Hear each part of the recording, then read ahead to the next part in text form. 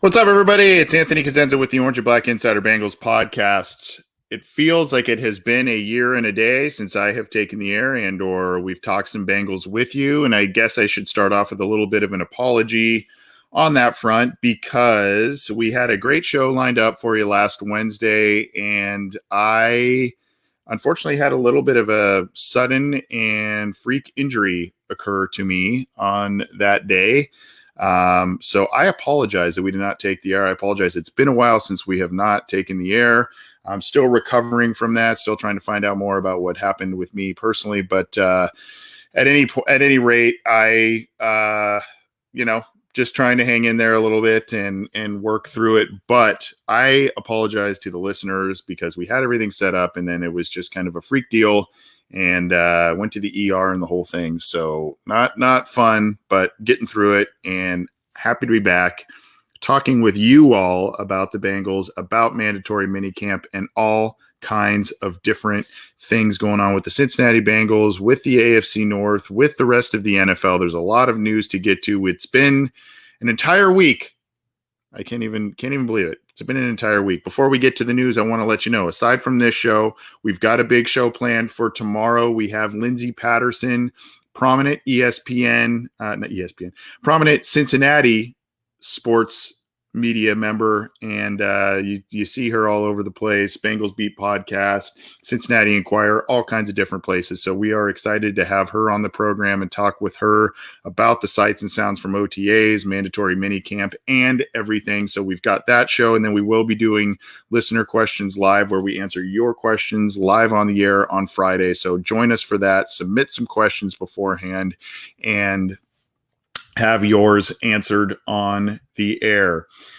Let's start. Here's what we're going to do. We're going to start with the kind of general news with the Bengals, kind of some things that have been happening over the past couple of days. And then we'll go into the OTA / mandatory mini camp updates and things that we are seeing there and what all kinds of different things that are happening there. So let's get it going here. I'm trying to pull up one quick thing before we do, and we'll get it set up. Let's start, if we can, with a little bit of some stuff that kind of came out yesterday. And we got to share this for a variety of reasons, but we want to share this because he's one of our personal favorites on this program. He's been on our show, I think it's been 3 times now. Mike Daniels, one of our very favorites. Great guy. He's an incredibly personable guy and a good football player, a good, solid guy in the Bengals locker room. This is something through the Players Tribune where players write kind of their own articles and put it out there. A lot of them are long form type articles, but this is on CincyJungle.com. Mike Daniels calls for Juneteenth to be a federal holiday, and you can see the entire kind of what his take on this growing up. And why he thinks it should be a federal holiday. It is June 19th. We won't go through the full history lesson here, but I do recommend that you read his article on the Players Tribune. There's a bit more on CincyJungle.com. Obviously, you can see June 19th, 1865 is the date in history, but it's a really, really neat article from a guy who just is incredibly charismatic and has been a great addition to the Bengals football team. So we would be remiss if we did not at least highlight this a little bit and tell you all about it if you haven't seen it, to go to the Players Tribune or CincyJungle.com. It's linked in the article to the Players Tribune, and check out what Mike Daniels wrote about Juneteenth. Very, very just an important article and a very good read by one of our favorites on the team. The Bengals are also working with, in case you have not heard, this is on Cincy Jungle as well, working with 5 coaches in the NFL's Minority Fellowship program. There is one named Mike Brown, but not that Mike Brown, as our chief, Jason Markham, notes in the article on CincyJungle.com. The coaching interns, Kenny Ray Augustus, who is a co-defensive coordinator and defensive line coach at McKendree University. Larry Black, I believe this is Larry Black, who actually made a stop. Yeah, went on to sign with the Bengals as a college free agent. He was a guy, I think he was chronicled in the Bengals' second Hard Knocks, where he was one of those guys that everybody was kind of pulling for. Unfortunately, had a pretty bad injury, but has gotten into coaching. He's the defensive line coach at the University of Toledo. So Bengals are bringing him back in this coaching program. Mike Brown, a wide receivers coach at the University of Cincinnati.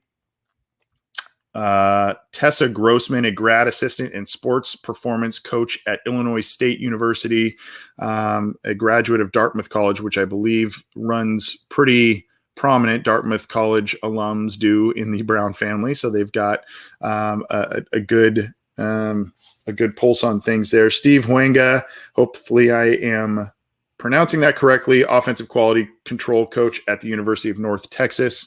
And then it is the Bill Walsh Fellowship Program. And obviously Bill Walsh spent some time with the Cincinnati Bengals. So the Bengals bringing in 5 coaching interns there. Pretty cool stuff.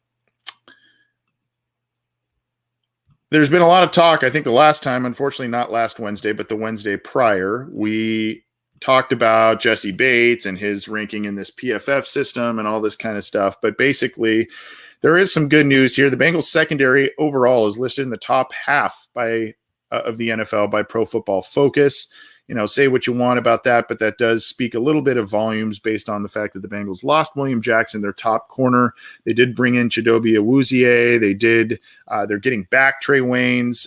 They brought in Mike Hilton. They added Von Bell last year. Of course, they have Jesse Bates, who's emerging as one of the best defensive players in all of football. The unit ranks 15th in the NFL by Pro Football Focus. Ben Lindsay of Pro Football Focus writes, quote, a collection of secondary starters that includes Trey Waynes, Chidobe Awuzie, Mike Hilton, and Von Bell won't necessarily scare opponents, but there aren't many weak links in this group either.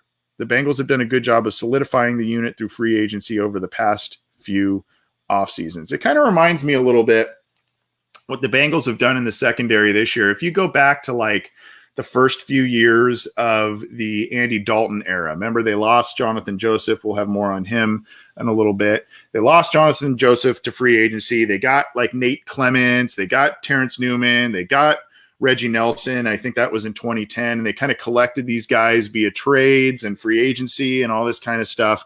And all of a sudden they ended up kind of piecing together through different means a pretty solid secondary, not one that was absolutely outstanding, but one that played pretty well under Mike Zimmer. And obviously that's the hope here with this group performing well under Lou Anarumo. Mike Zimmer was familiar with quite a few of those guys in that secondary before he got to the Bengals. And now, this is kind of a little bit of a similar deal with Lou Anarumo, guys he's comfortable with, familiar with, all that stuff. So Pro Football Focus has the Bengals secondary ranked 15th with their rankings. This is one you can see on CincyJungle.com, but it is on a lot of different platforms. And this is Trey Hendrickson, a guy that the Bengals are very excited about. Yes, they lost Carl Lawson to free agency, but they paid Trey Hendrickson, a guy who had double-digit sacks last year and is known as one of the top, by Next Gen Stats, one of the top disruptors last year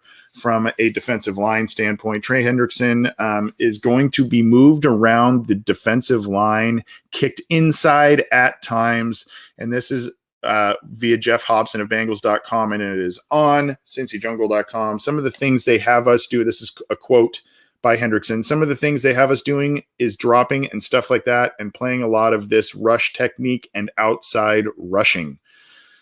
Not necessarily in a 4 or 6 alignment, stuff like that. Sometimes we are playing around with it. There are times I'm lined up at the 3, which is a tackle spot. It's going to be a fun season. It's a lot to absorb, but I've got a good group of guys that are helping me along the way. Sam Hubbard, DJ Reader are helping me learn this playbook. So the Bengals, we've seen this work to differing levels of success before and after Lou Anarumo. We've seen guys like Wallace Gilberry You remember he was a guy that was an edge player, and they kicked him inside every once in a while. Carlos Dunlap did it before and during his time with Lou Anarumo. He would kick inside occasionally because of his size, and now you're seeing it with Trey Hendrickson. Now, some of the things that we've seen. I mean, we've seen Lou Anarumo do some pretty wacky stuff along the defensive line. I mean, I remember a couple of years ago, I think it was Andrew Billings that dropped into coverage. We've seen Sam Hubbard drop into coverage a couple of times. So he wants to be versatile and multiple up front. Trey Hendrickson, there are plans apparently to maximize his snaps and maximize the snaps of all the guys that they've brought in on that defensive line over the past couple of seasons. They are planning to kick him inside to be able to possibly generate pressure, disrupt some things, and let other guys off the edge do some things as well. Remember, you've got guys like Khalid Kareem still waiting out there. You've got, different players, that Shelvin, the big guy in the middle. You got Cam Sample. You've got all kinds of different guys now that they want to move around quite a bit. And Hendrickson is one of those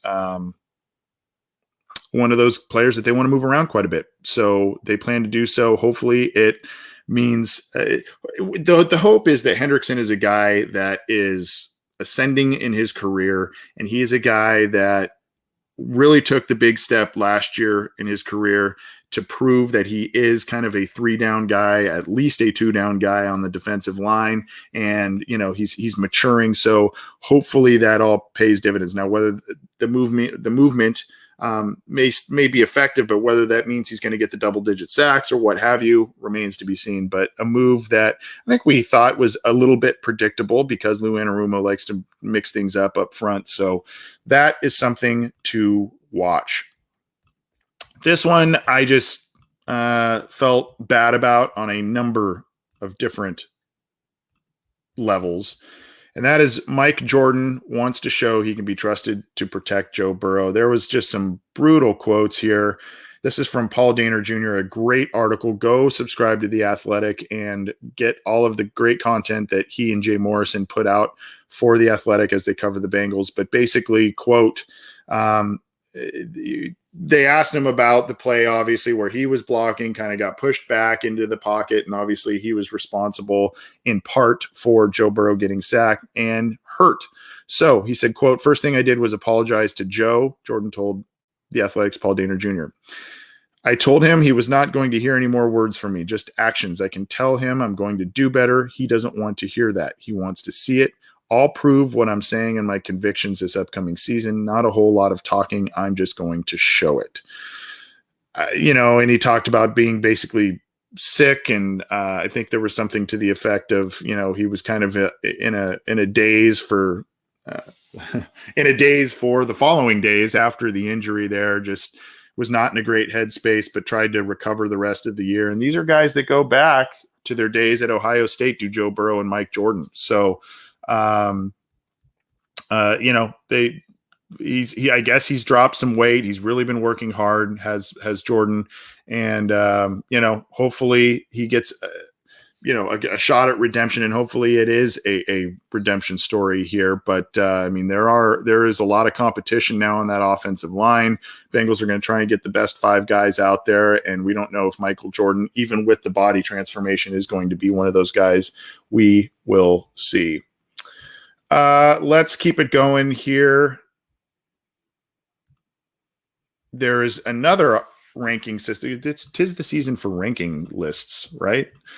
The offensive line is ranked higher than expected in updated rankings. This is an article on CincyJungle.com by Adam Haste.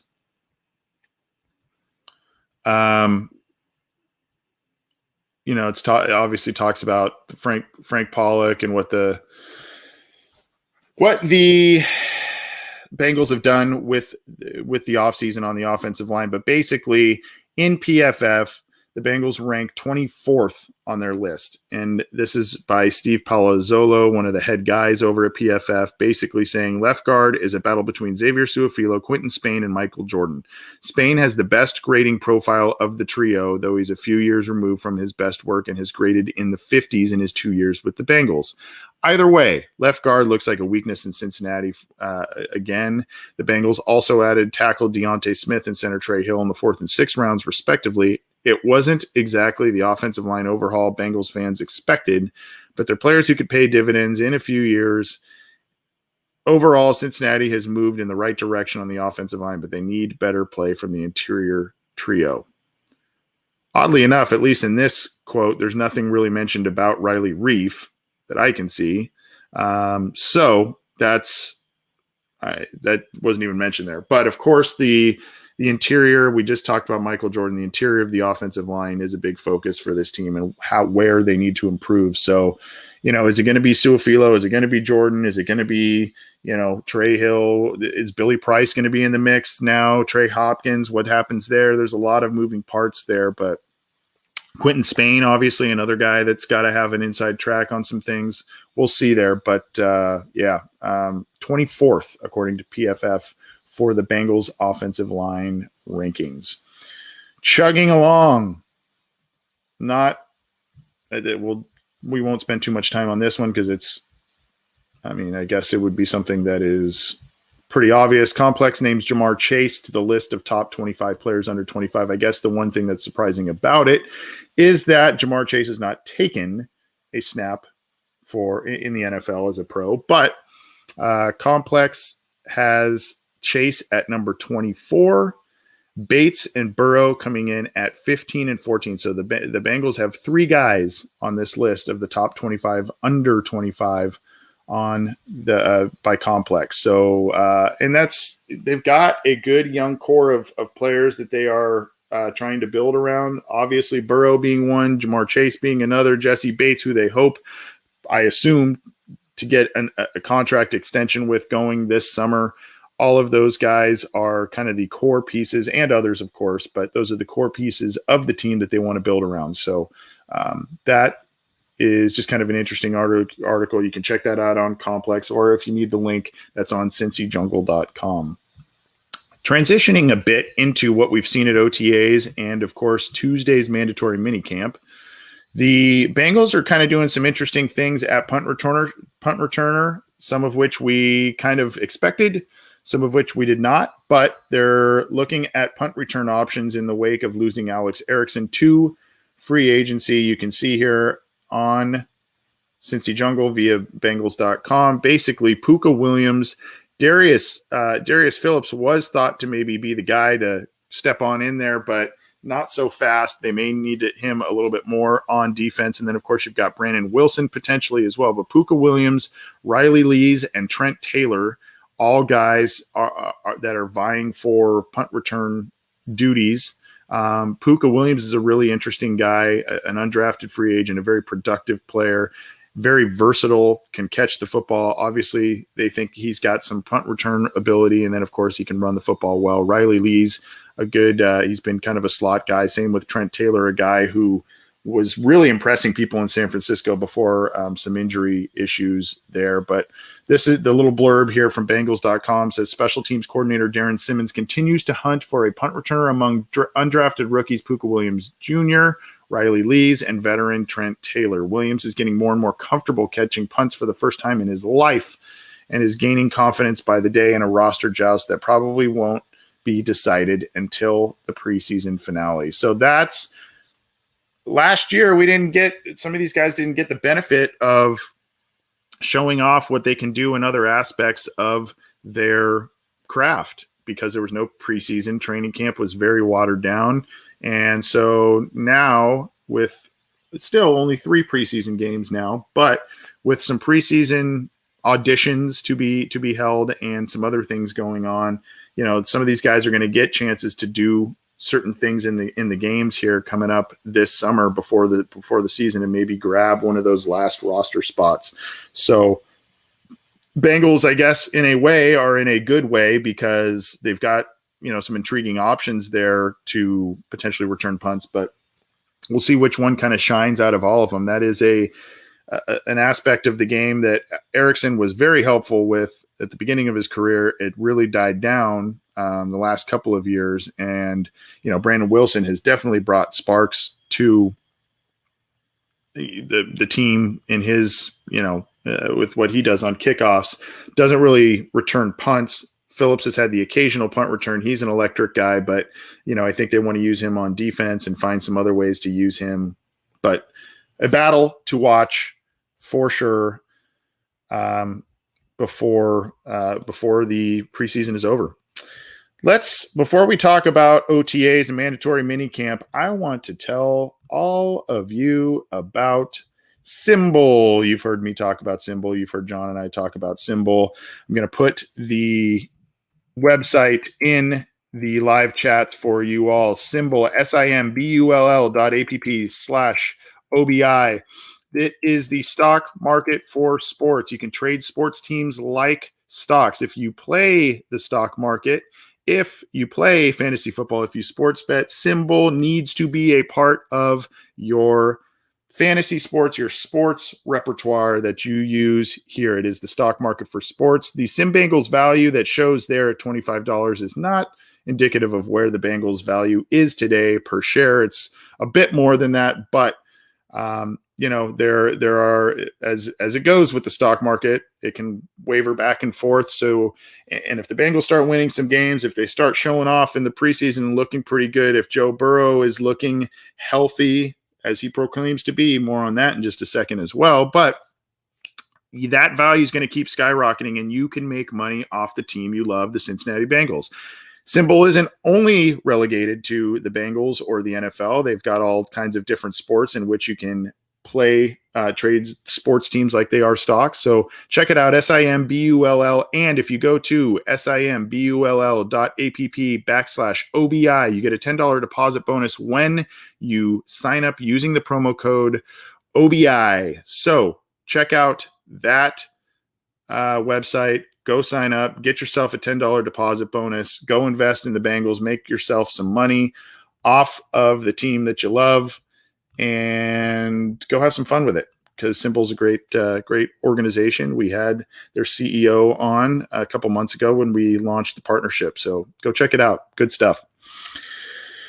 Let's talk about some Bengals mandatory minicamp stuff, OTA stuff. I see a comment here from our buddy, the Orange Arrow. Are you going to play in the Charity League, Fantasy Football League again? Yes, and we will have you on if you are so inclined, Orange Arrow, to tell us about that. We'll get you on in the near future to talk about what you're doing there. Cool stuff.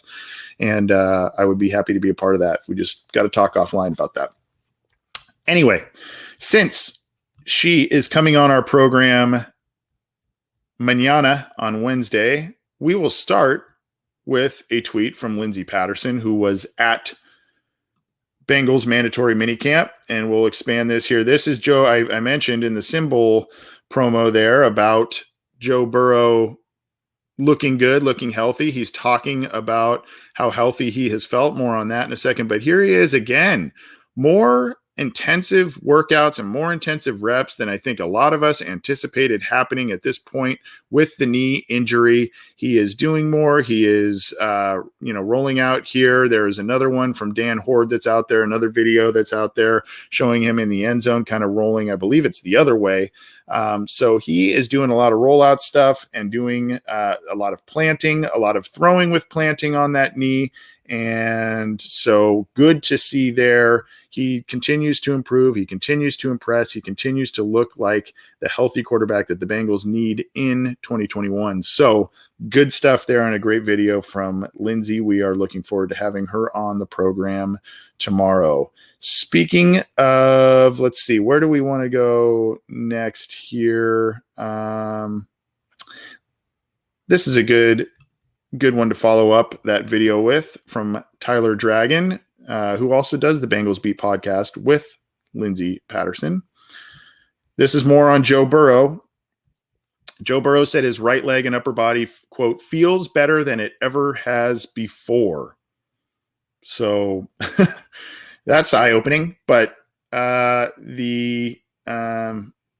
apparently he's feeling pretty good, and he's looking pretty good in all of those practices. He has done an immense amount of work to get back ready and healthy for this season. We've seen all the workout stuff. We've seen now OTAs and all of that, and it is paying off in spades. He is doing awesome work and looking good in all of the workouts and practices. They're doing a lot of different things, rollouts and whatnot, a lot of different things.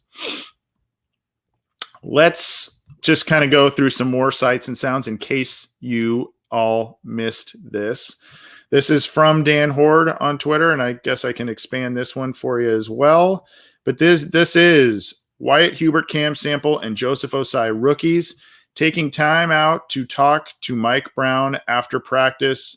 I don't know if that actually zoomed in any better for you, but that is the trio of them talking to Mike Brown. Mike Brown, of course, on that little, what is that? A little John Deere thing or the little golf cart thing he rides around in that you see him it's a summer tradition with Bengals training camp, Bengals camps. He rolls around in that thing and cruises around and keeps a watchful eye on everything going on at practice. But they are talking with him after practice, and he's standing up chatting with a trio of rookies, Cam Sample, Wyatt Hubert, and Joseph Osai. Kind of a cool picture. I thought it was a good one to share from Dan Horde there. Going along the lines of OTAs, the Bengals had a high level of attendance at mandatory minicamp. Tyler Dragon reported that the Bengals look like they have full attendance at minicamp. DJ Reader, Rennell Wren working out on the side as predicted because they are still going through their respective rehab processes there. But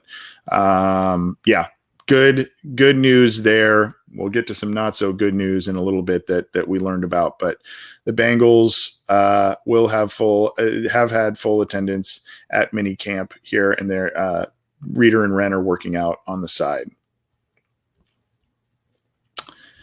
I don't know what to make of this one.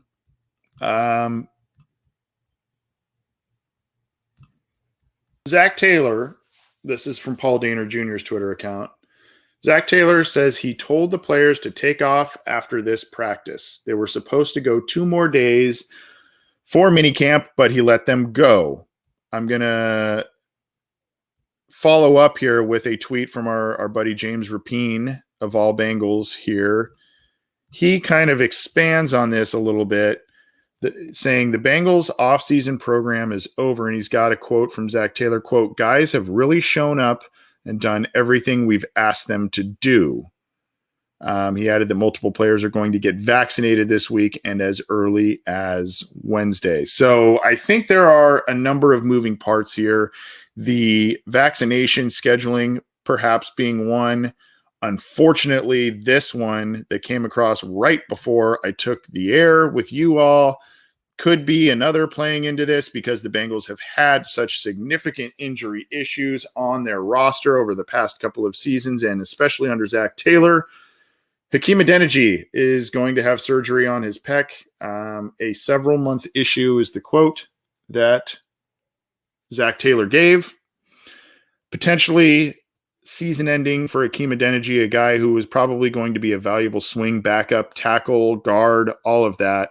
So Cincinnati's probably going to need to be in the market for someone's services that can do some of the things that Hakeem Adeniji can do. But he tore his pectoral muscle. Not sure if that was weightlifting, not sure if that was in practice, but needs to have surgery on it. So that's something that we need to monitor in terms of how the Bengals recover from that. But again, going back to Zach Taylor cutting this short, it could be the vaccination schedule. It could be the Hakeem Adeniji injury situation that kind of said, oh, we got to pull back. And of course, as James Rapine noted, basically the guys have showed them everything they need to show them. And they don't, they're not needing more out of them. They did everything that was asked. So maybe they're just a little bit ahead of schedule. So there's probably a few things here at play. Maybe a little coach speak, but maybe a lot of truth to the coach speak there. And of course, maybe a little bit of hesitancy to take on more injuries, especially as some of these things start revving up and we're not even in training camp yet. So something to watch. Let's transition into the AFC North. There are some fun bits of news going on from the Bengals' biggest rivals. This is on Steelers.com, a Tuesday, June 15th update from minicamp. The offensive coordinator and the quarterback, so that would be new offensive coordinator Matt Canada, and of course Ben Roethlisberger, are on the same page. How often have we heard that Ben Roethlisberger and his offensive coordinator are at odds? Whether it was sometimes with Bruce Arians, whether it was times with Todd Haley, whether it was the previous offensive coordinator, Ben Roethlisberger has had issues with offensive coordinators in the past, but as of right now, they seem to be on the same page. Canada said, quote, "We're going to do what Ben wants to do and how Ben wants to do it. Our job is putting every player in position to make plays. There are changes with terminology, how we're calling things, which has been an adjustment for Ben. He has adapted easily, just like we all knew that he would." He continues, "But that is our job. Matchups are how you win football games. It starts with the quarterback. What does he do well? What does he like? What does he see? What is good to his eye in the passing game?" And then we build off of that. And that's what we're going to do. His voice, his vision, what he sees will be what we do. So that is a quote from offensive coordinator Matt Canada, as he and Ben Roethlisberger are growing their new working relationship together, and things are rosy for the time being. We'll see how that progresses or regresses potentially in the regular season, depending on how the Steelers do. The Ravens have also a mini camp update, and they got Taven Young back. He is a cornerback of a very deep cornerback group and secondary group in Baltimore. They always seem to have talented secondary players. He is back practicing, and of late, the defense is dominating through most of the practices, but Sammy Watkins is shining. Sammy Watkins, a guy some Bengals folks thought would land in Cincinnati, but alas, not the case. So sounds like, as usual, the Baltimore defense is ahead of their offense at this point in time. So take that for what you will. Let's go to some Browns news. Couple of things with the Browns, and one of which transitions pretty well into general NFL news outside of the AFC North. The Nick Chubb and Denzel Ward are hoping to remain with the Browns, but they are talking new contracts. And this is from the Akron Beacon Journal, Marla Ridenour with the article here. But Nick Chubb has been outstanding and an integral part of the turnaround and the success in recent years for the Cleveland Browns. Denzel Ward has been a solid cornerback, and obviously playing at Ohio State, he wants to just kind of stay in the area, playing in his hometown. So that's the hope. And like the Bengals, as the Bengals like to do, the Browns are trying to cement summertime contracts with a couple of their biggest stars before they hit free agency, and they want to lock up their core guys. So we'll have to keep an eye on that. And going back to the Ravens just a second, Lamar Jackson has constantly been asked about his contract extension situation and what is going on there. And there hasn't been many updates at this point in time. So more on the Browns and kind of transitioning into the NFL. Sheldon Richardson was a little bit of a surprise cut by them, saved them some cap space, but the Minnesota Vikings are bringing back Sheldon Richardson. He was with them. When was he with them? A couple of years ago, I believe. But Richardson's been in the league for a while, since 2013. He was the Defensive Rookie of the Year. He was in Cleveland for 2 seasons, and then prior to that was in Minnesota. So a talented guy, and a guy that Mike Zimmer will undoubtedly use. So the Bengals will likely be seeing him week 1, pending whatever happens the rest of the summer. But he will be back there. So talented player. Before that one just took place a little bit before I took the air here on Tuesday, but before that, he basically made it known that there was, I'm not going back to Cleveland, and the reunion with Minnesota was maybe more likely at that point. So this is NFL news, but it also is Bengals news, so we can talk about this one. Jonathan Joseph retires, the former Bengals cornerback, who was a very talented guy with them, borderline Pro Bowl player with them, ended up making a Pro Bowl with Houston and was integral on their little run that they had in the early 2000s when they beat the Bengals twice in the postseason. But in 2006, the Bengals made him a first-round pick. Year after, they drafted Leon Hall, and they had a really good tandem of corners.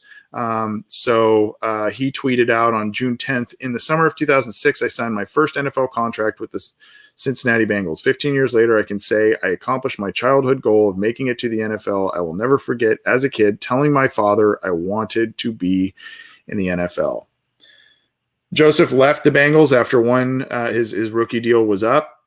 He left amid, I don't want to say controversy or anything, but he left amid some not so complimentary words for the team, I guess. He kind of gave us a peek behind the curtain a little bit, talking about, remember the infamous Gatorade things where players had to buy their own Gatorades, and there's all kinds of different stuff. But nevertheless, Joseph was a very integral part of the Bengals' success in that 09 season. And then, of course, was a big part of what the Texans were building in the early 2010s there. Good player for a long time and a really respectable career. And so congratulations to Jonathan Joseph on the great career, the retirement. Enjoy retirement. Maybe he'll be back in the media or whatnot. We don't know. But at any rate, good player, was a good player for a couple of different teams there. So congratulations to him. Couple more before we bounce on out of here. The half of the NFL teams have 51 or more players vaccinated for the COVID-19. So 16 of the NFL's 32 teams have 51 or more players vaccinated, while the other 16 teams have 50 or fewer players vaccinated. So still a substantial amount of players that have been vaccinated. Just kind of going along with making sure that the season goes smoothly and making sure that everybody, if they're going to play a season, they gotta go through that. So a good portion of the NFL is vaccinated there, according to NFL.com and some of the data that they have been given from teams. We've been gushing about Joe Burrow, one of his 2020 quarterback draft class counterparts, Tua Tagovailoa, is having a little bit of a rough go of it. Granted, it was in, quote, torrential rains, but in a recent practice, Tua threw 3 interceptions. So, I mean, there was just kind of a lot of buzz about that. And then on top of that, there was some, I don't know how grounded these rumors were, but, you had some stuff talking about, is Tua on the trade block this year? Were the Dolphins going to maybe go after another quarterback? How happy were they with his rookie campaign? And then, of course, you've got another quote that he came out with kind of saying, basically last year there wasn't a lot of checking out of plays, or where there was something to that effect. Basically, he just kind of ad-libbed a little bit and, kind of showed, it was a quote that basically more or less showed his inexperience and unfamiliarity in the system in Miami. But big year for him coming up in terms of what his career arc will look like. And, obviously the hope is that he turns it around, but not a great recent practice by Tua there. And that was kind of something that was noteworthy. And unfortunately, some more kind of not so great news out of Miami.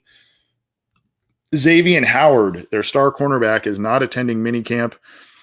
He wants another contract extension. He just signed a big deal in 2019, but continues to play at an all-pro level. You see here the 5-year, $75.25 million extension in 2019, and now he wants a more of a pay raise. So that's all something to monitor. And then I don't have an article up on this, but the other, the Seahawks are dealing with Jamal Adams not attending minicamp, but I guess that was an excused absence there. So he is not attending minicamp either. That's just going to do it for us. We went through a lot. We got a 40-minute episode in, and it's great to be back with you all on the water cooler chat. Why do we call it that? Because we used to be able to get together and talk around the water cooler at the office, talk about sports, talk about our favorite teams, talk about what's going on in the sports world.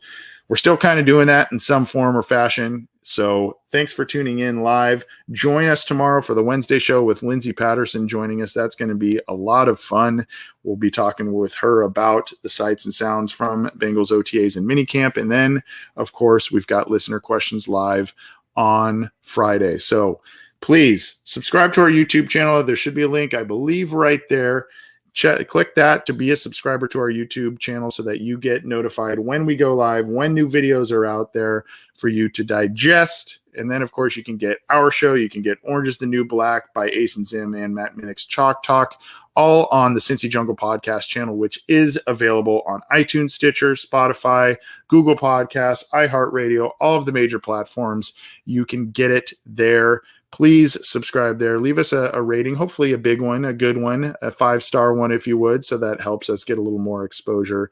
We always appreciate that, and I always appreciate all of you tuning in live, subscribing, commenting, all of that stuff, downloading after the fact. I hope you all have a great week, and we will see you tomorrow. Take it easy, everybody. I would say happy Monday, but it's actually happy Tuesday, so happy Tuesday. Have a great rest of the week.